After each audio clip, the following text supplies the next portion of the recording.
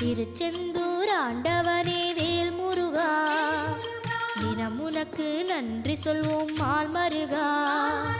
திருவடியில் தவம் இருப்போம் திருமுருகா, தீப்பெழுது நலமெனவே வடிவழகா.